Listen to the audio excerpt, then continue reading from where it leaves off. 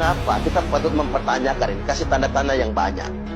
Mengapa masih ada sekelompok muslim, saya pikir tidak mayoritas ini ya, sekelompok muslim yang kayaknya kok sentimen banget dengan agama Kristen, sentimen banget dengan agama Nasrani, agama Katolik, kayaknya sentimen banget dengan gereja. Apa sih yang membuat kita menjadi iri? Apa sih yang membuat kita menjadi benci? Oh, kita sama-sama umat beragama. Apa yang membuat kita menjadi a priori antipati dengan itu semua? Padahal kita sudah punya pakemnya, karena kum dinukum waliyadin. Kita sudah punya kebebasan untuk menjalankan agama masing-masing. Cobalah kita berpikirnya normal. Seandainya kita tinggal di negara yang minoritas muslim, tapi mayoritas kemudian non-muslim. Bagaimana jadinya kalau kita umat muslim, ketika mau bangun masjid dilarang misalnya, ketika mau beribadah ke masjid dilarang? Apa rasanya? Kan sakit bagi kita semua. Kemudian yang berikutnya, entah kan gereja itu tempat ibadah, tempat umat memuji Tuhannya, bukan tempat maksiat kan? Coba bayangkan, saya agak heran gitu menggelitik, saya baca, ini bacaan saya saja sebetulnya.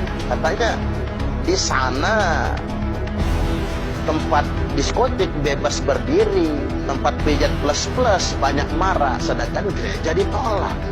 Saya jadi ingat dengan perkataan Gus Dur.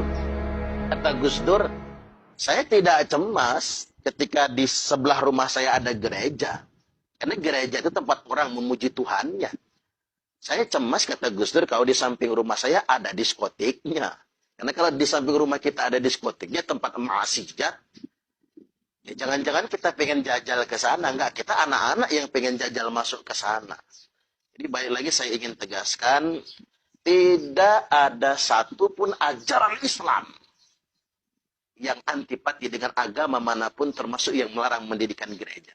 Jadi kalau ada orang yang mengatasnamakan Islam, lalu kemudian secara arogan melarang mendirikan gereja, dia sudah membajak Islam itu sendiri. Bahkan boleh dikata, dia sudah menistakan agama Islam itu sendiri. Satu hal lagi yang saya ingin ingatkan juga, belakangan kan begini. Ada mubalik-mubalik yang tampil sok berani. Saya katakan sok berani. Berani tapi salah menurut saya. Sok berani menghina agama lain. Menghina Tuhan agama lain.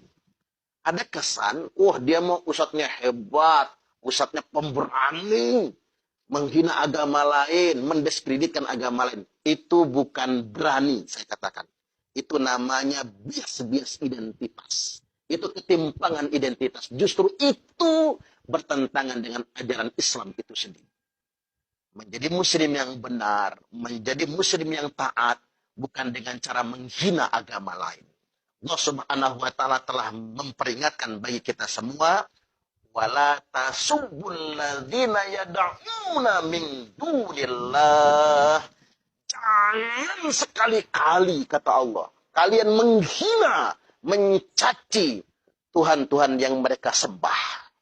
Jadi kita nggak boleh sama sekali menghina agama lain, menghina Tuhan agama lain, menghina cara beribadah agama lain terhadap Tuhan. Sekali lagi saya ingatkan, ini peringatan dari Allah, wala tasubbul ladzina yad'una min dunillah. Al-An'am ayat 108.